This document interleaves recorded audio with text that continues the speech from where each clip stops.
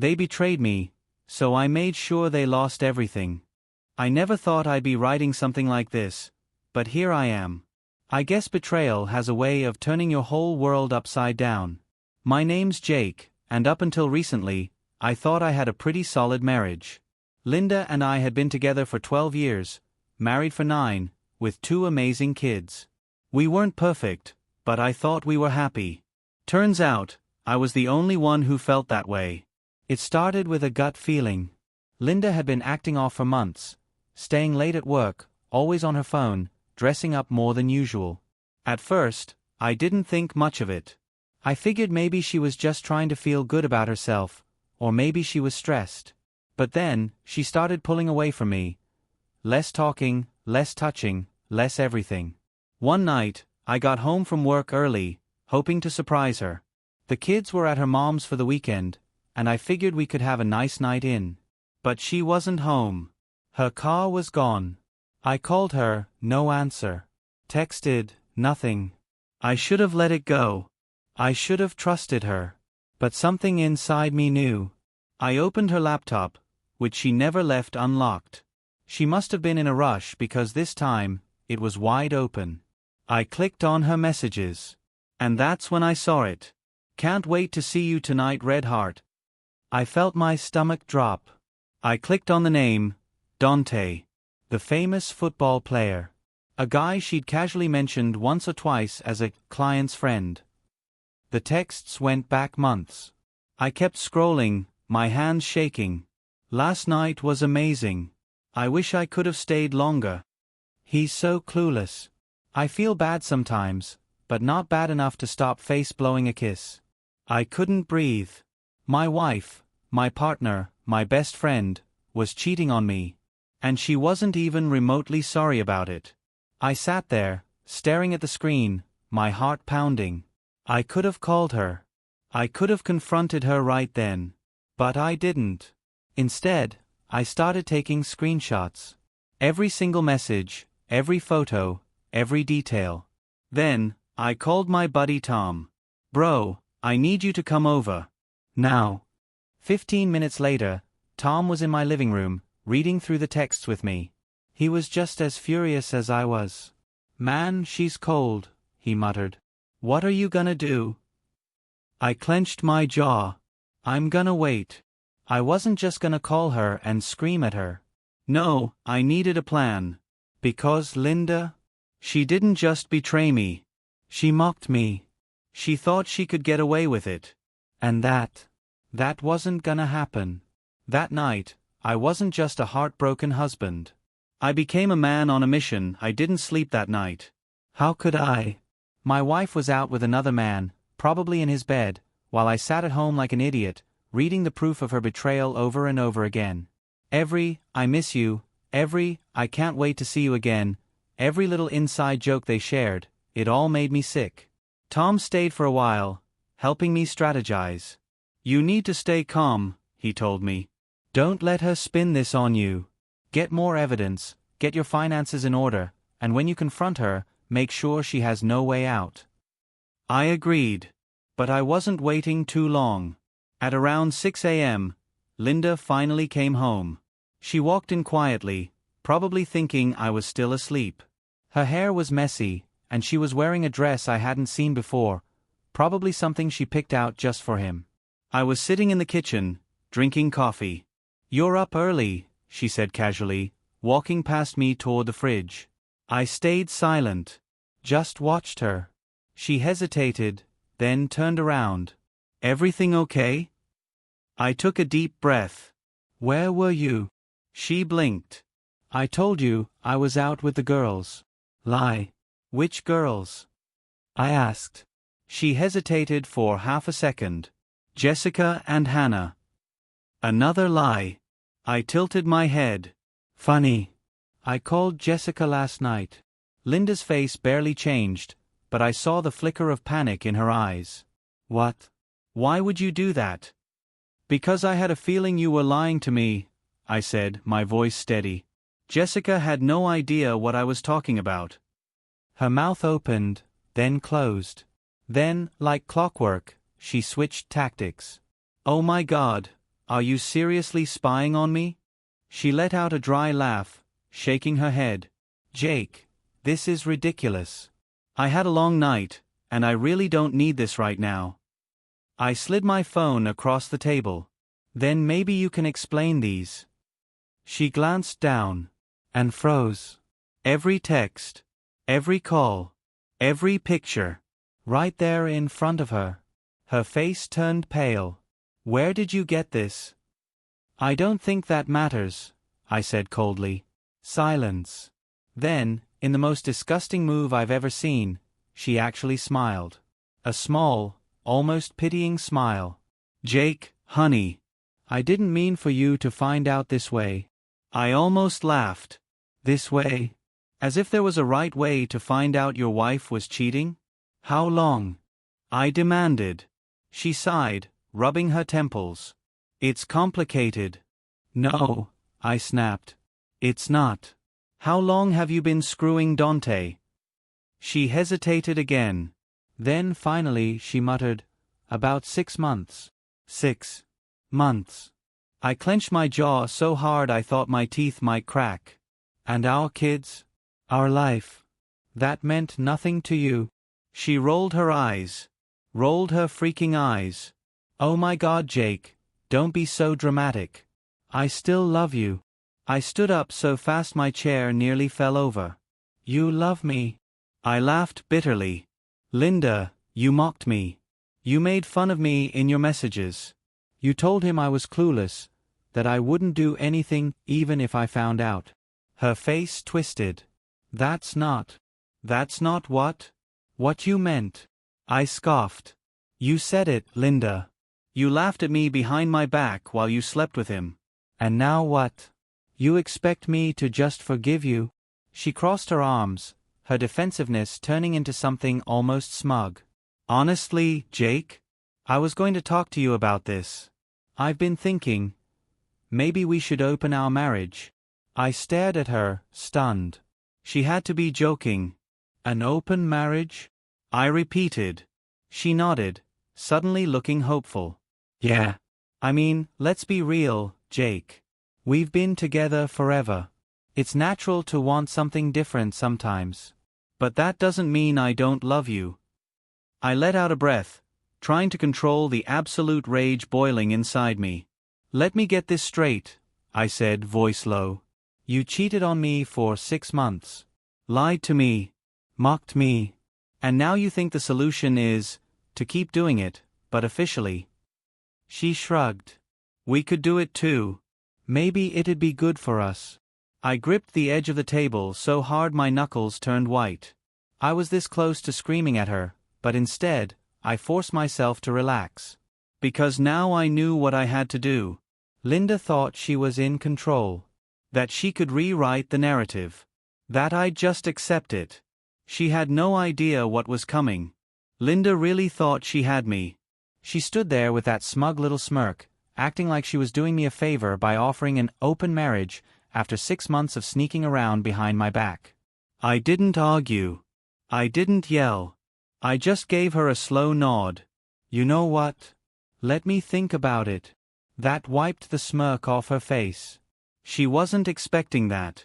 She blinked. Wait, really? I shrugged. You're right. We have been together forever. Maybe we should try something different. Her whole body relaxed. Oh my God, Jake. I knew you'd understand. Oh, I understood plenty. I understood that my wife was a liar. A manipulator. And she thought I was stupid enough to go along with this because she was desperate to make her affair seem like some kind of enlightened relationship choice. Fine. If she wanted to play games, I'd play too. Over the next week, I pretended to consider her idea. I was still cold toward her, which she probably took as me processing things. Meanwhile, I was gathering every single piece of evidence I could. Screenshots of their texts. Bank statements showing suspicious charges. A tracking history from an old account on her phone she forgot to disable. And the best part? A voice recording. See, one night when she went to work late, I had enough. I went to her favorite restaurant and sat at the bar. I had a feeling I'd see her there. And I did, right in the corner booth, cozying up to Dante. I didn't walk up. I didn't cause a scene. I just took out my phone and hit record.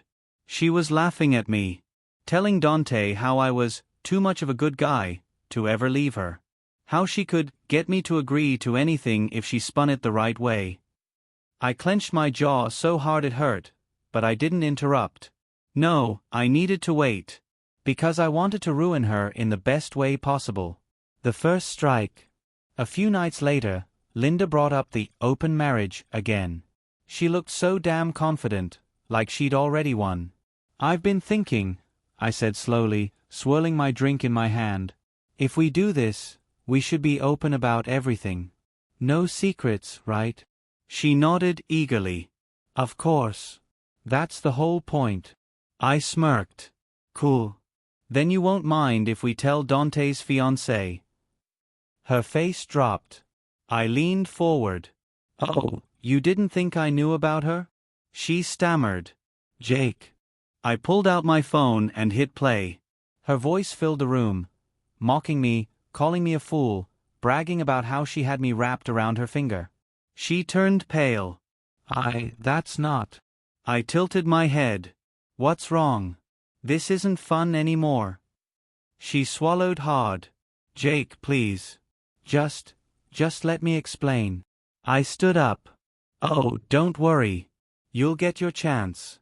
But first, I think Dante's fiancé should hear this too. And just like that, the panic set in. Linda tried to grab my phone, but I yanked it away. Sit down. She did. For the first time in months, she looked scared. I walked toward the door. By the way, Linda, I'm not considering your open marriage idea. I'm considering divorce. I left her sitting there, speechless. Now, it was time for the real revenge. The second I walked out of that room, Linda lost it. Jake, wait. You can't just walk away like this. Oh, but I could. And I did. I drove straight to Dante's fiancée, Vanessa. I had to do some digging to track her down, but social media made it easy. She was gorgeous, successful, and, based on her posts, completely clueless about what was happening behind her back. I sent her a message. Hey Vanessa, I know this is coming out of nowhere, but I have some information about Dante that you need to see. Please call me. She responded in minutes. Vanessa, who is this? What's this about? Me, I'm Jake. My wife has been sleeping with Dante for months. I have proof. Call me. It didn't take long before my phone rang. The second I answered, I could hear the uncertainty in her voice. Who the hell are you? She demanded. I'm the husband of the woman your fiancé has been sleeping with, I said calmly. And I have receipts. I sent her the screenshots, the messages, the restaurant video. She went silent. Then, finally, she spoke. Oh my God. Yeah, I muttered. I'm sorry. I expected her to cry, to break down. Instead, she laughed. A bitter, almost amused laugh. You know what's funny, she said. I knew something was off. He's been so distant lately. But I trusted him. God, I feel so stupid. You're not stupid, I told her. They are. She took a deep breath. Where are you right now? I frowned. Why? Because I want to ruin his life, she said. Together. Oh, I liked her already. The perfect storm. While Vanessa and I were plotting, Linda was blowing up my phone. Linda. Jake, we need to talk. Linda. Please don't do anything rash.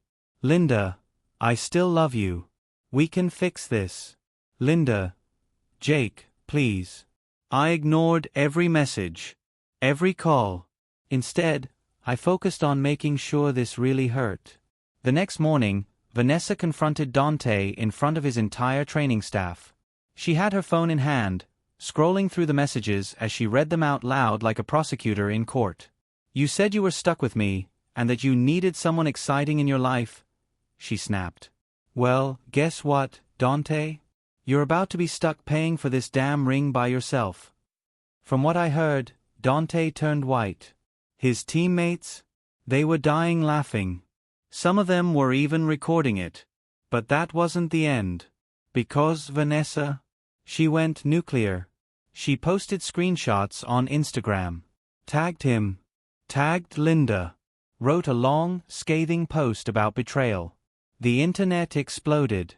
Dante's PR team was in full damage control mode within hours. Reporters started sniffing around. And Linda? She was spiraling. Linda, what the hell did you do? Linda, Jake, please, we need to talk. Linda, you're ruining my life. Oh, now she cared about lives being ruined? I finally responded with a single text.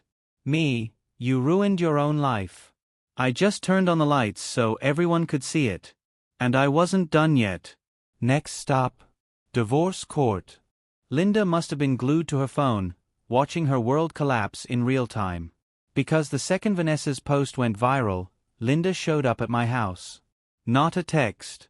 Not a call. She drove over. I barely had time to register the knock before she was banging on the door like a lunatic. Jake, open the door. We need to talk. I took my sweet time. When I finally opened it, she looked like a mess. Her hair was a disaster, her eyes were red, and for the first time in a long time, she looked nervous. I leaned against the doorway. Oh, now you want to talk. She swallowed hard. What did you do? I smirked. Oh, I don't know. Maybe I just helped the truth get out there. Her jaw clenched. You didn't have to involve Vanessa. That was cruel. I raised an eyebrow. Cruel? You slept with another man for 6 months and mocked me while you did it. And now you want to talk about cruelty? She huffed. It wasn't like that, Jake. I never wanted to hurt you. I crossed my arms. Oh, right. You just wanted to sleep with Dante and have me quietly agree to an open marriage like some spineless idiot. That would have been better for you, huh? She stayed quiet. I shook my head. You don't get to spin this, Linda. You got caught. You got exposed. And now you're here, not because you regret what you did, but because you regret getting caught. Her face twisted into something ugly. I was trying to save our marriage. I laughed. Laughed. Right in her face. Save our marriage? I repeated. By cheating on me? She groaned in frustration. It wasn't just cheating. I was confused. I felt stuck. Stuck. I scoffed. Linda, if you were so miserable, you could have just left. But instead you lied. And you laughed about it with him. You made fun of me. So don't stand here acting like you were some lost, innocent soul. She looked away, biting her lip. By the way, I added, Dante's career? It's tanking. Her head snapped up. What? Oh yeah. Sponsors are backing out, the team's pissed, and Vanessa's family has money. She's making sure this costs him everything. Linda's mouth opened. Then closed. Then opened again. Jake, please. No. I cut her off. I don't want to hear it. I don't want your excuses. I don't want your fake apologies. She blinked, like she couldn't believe I was actually done with her. I took a deep breath. You should go, Linda. We're done. Her eyes filled with tears. We can fix this. I shook my head. No, we can't. You made your choice. Now you have to live with it. And with that, I shut the door in her face. I stood there for a second, listening. She didn't leave right away. She stood on my porch, sniffling. Then, finally, she walked away. I didn't watch her go. I didn't feel sorry for her. Because for the first time in months, I was the one in control. And I wasn't finished yet. After Linda's little meltdown on my porch, I expected her to lay low. Maybe take some time to process that she had lost. Nope. 3 days later, she was back at it. Calling, texting, even showing up at my work once. I ignored her every time. But then she pulled a classic cheater move. She called me from an unknown number. I picked up, thinking it was work-related. Jake, please don't hang up. I sighed. Linda. Just listen, okay? She begged. I need to explain something. There are things you don't know. I pinched the bridge of my nose. Linda, there's nothing you can say that changes what you did. But it wasn't just about me, she blurted out. Dante, he pressured me. He manipulated me. I tried to stop, but he wouldn't let me. I almost dropped the phone from how hard I rolled my eyes. Oh, so now you're the victim? I deadpanned. You weren't bragging about me being clueless, because you were forced to cheat, Linda. She stammered. No, I was just trying to convince myself I was okay with it. But I wasn't. I felt trapped. I let out a cold laugh. That's interesting. Because Vanessa told me you were making future vacation plans with him. Silence. Yeah, that's what I thought, I muttered. She sniffled. I just don't want you to hate me forever. Linda, I don't hate you, I said. I just don't care anymore. And that broke her.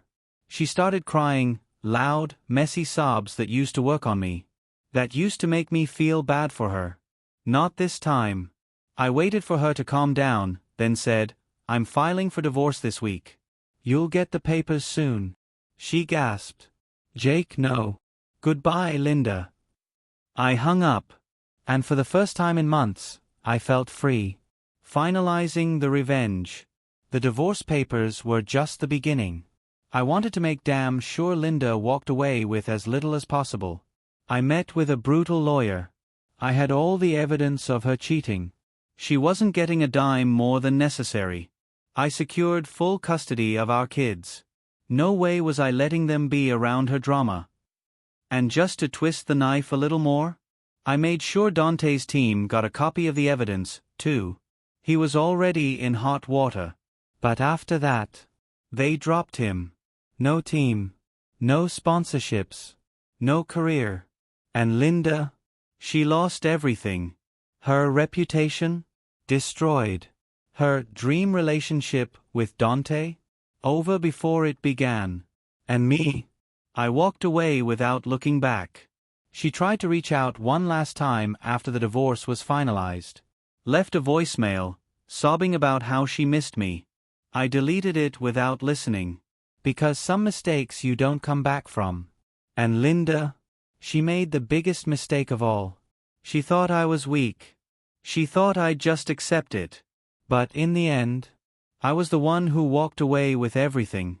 After I filed for divorce, things moved fast. My lawyer was a shark, and with all the evidence I had, Linda didn't stand a chance. She tried to fight for more, but the second she realized I wasn't playing around, she caved. I got the house. I got full custody of the kids. She got nothing but a slap in the face from reality. I thought maybe after losing everything, she'd get the message and leave me alone. I was wrong. A few weeks after she signed the papers, she showed up again. I had just gotten home from work when I saw her car parked outside. She was sitting on my porch, arms wrapped around herself, looking pitiful. I sighed. I should have ignored her. Should have gone inside and locked the door. But for some reason, I opened it. Linda, I said flatly. What are you doing here? She looked up, eyes red and puffy. I didn't know where else to go. I let out a short laugh. Not my problem. She flinched. Jake, please. I just want to talk. I crossed my arms. Talk about what? How you destroyed our marriage. How you threw our family away for a fling with a washed-up football player. She flinched again. It wasn't just a fling. I held up a hand. Don't. I don't care anymore. Her lips trembled. I miss you. I almost laughed in her face. You miss me? I repeated. Linda, the only reason you're here is because your little fantasy world collapsed. If Dante was still playing, if Vanessa hadn't blown up your spot, you wouldn't be sitting here. She shook her head. That's not true. Then where were these tears when you were sneaking off with him?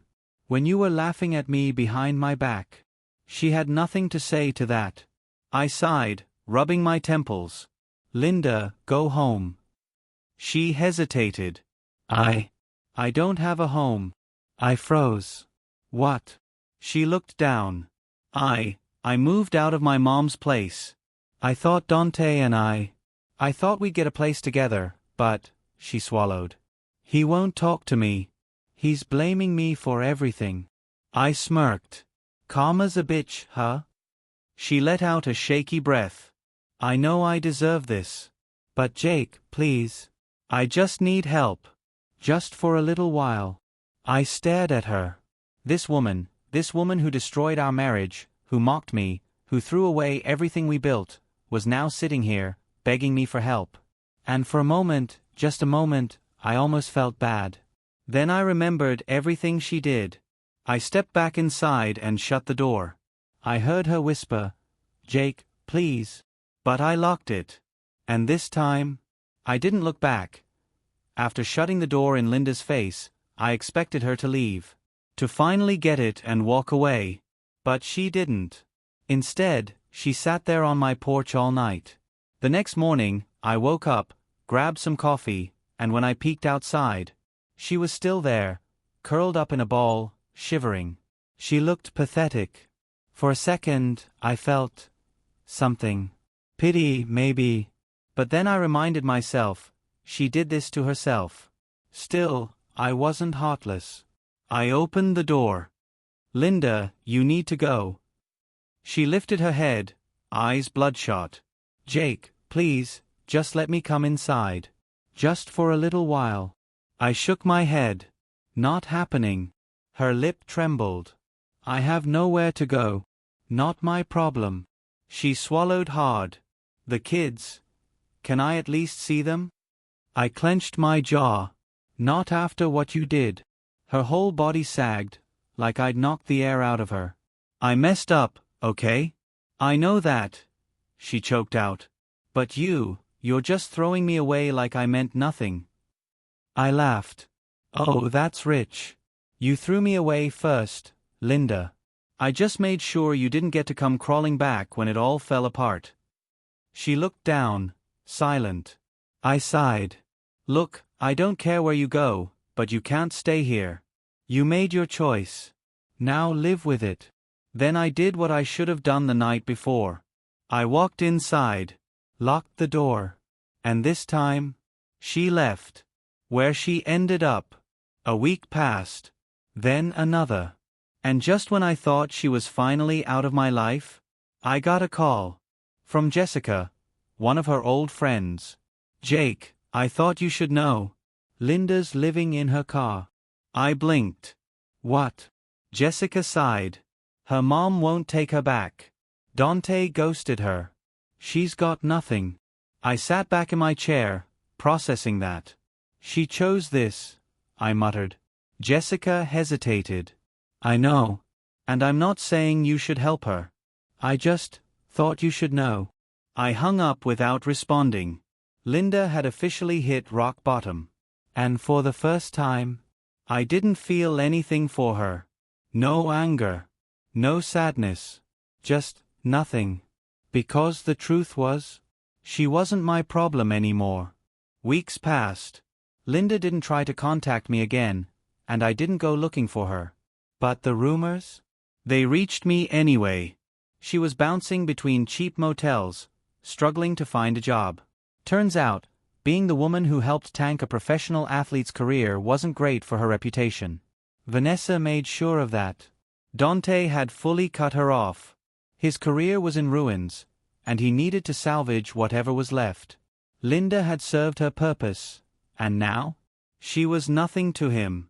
Just like that, she went from laughing at me behind my back to begging for scraps. And I was thriving. I had my kids. I had my peace. And best of all, I was finally free. But then, one last message came through. From a new number. Linda, I know you probably won't respond, but I just wanted to say, I'm sorry. For everything. I was stupid. I destroyed our family. And I know I deserve this. I hope you and the kids are happy. That's all. I stared at the screen for a long time. And then I deleted the message. No response. No anger. No closure for her. Because some mistakes don't deserve a second chance. And Linda? She was nothing more than a lesson I would never forget. The last time I saw Linda was in a grocery store, months later. She looked different. Tired. Worn down. But when she saw me, she didn't say a word. She just gave me a small, sad nod. I nodded back. And that was it.